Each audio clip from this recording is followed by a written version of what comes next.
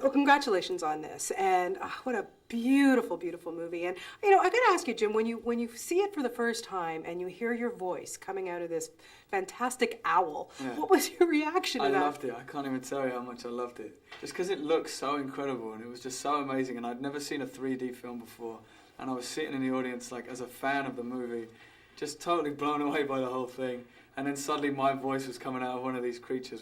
It was a massive tick off the list, dream come true for me.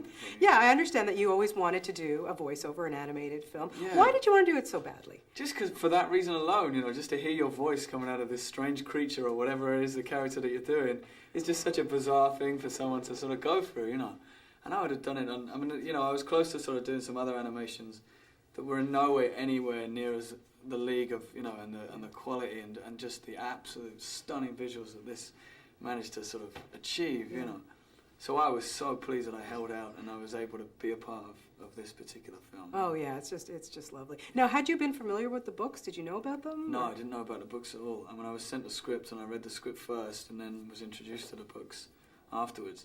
And then have since given them to nieces and nephews and younger people that I know who are obsessed in the books now, Yeah, it's very popular with kids. And I won't read past the first three because this film's based on the first three, and I want to know I only want to know what happens if we get to continue. I was going to say, hopefully, fingers crossed. I don't want to know otherwise. Okay, so you're an actor. You're used to working across people, real people interaction.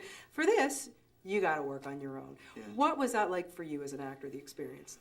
Yeah, it was tough. It was a whole new experience, and you're really forced to kind of use your imagination. You have to sort of dream up all this landscape that these animators are going to put in later on.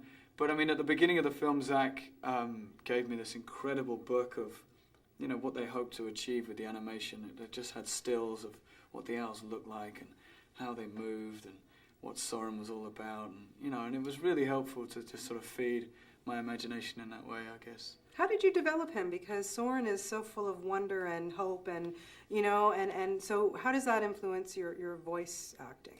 Yeah, well, it was a challenge to sort of get him, and he's a lot younger than I am, so it was a challenge to sort of find a voice that wasn't putting on a baby's voice or a kid's voice, which it just wouldn't have worked.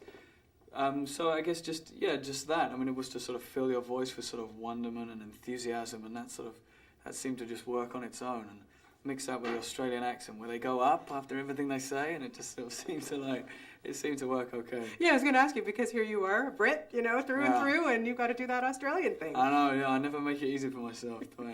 But that's good. That's good to challenge yourself. Yeah, absolutely. And then, there's a bunch of themes going on in this film. But first I want to talk about the sibling rivalry thing. Now, you have a sister, I believe? I've got a brother and a sister. Okay, you have a brother and sister. Very much like so. I've got an older brother and a younger sister. Oh, so perfect. Okay, couldn't have cast any better. Yeah. Okay, so what was that like for you? Did you put that into your thoughts when you thinking about your own brother and sister relationship? Yeah, of course. you do to a certain extent. You do and you don't. I'd hate to say that I was deeply immersed in my relationships with my brother and sister whilst doing this film. But yeah, when you're making a scene where you've just lost your sister or your brother's turned against you, somewhere in your subconscious you use your own, experiences and, what would happen if that would happen to my real brother, or my real brother treated me like that, or my little sister was captured in that way. Of course you sort of pull on those.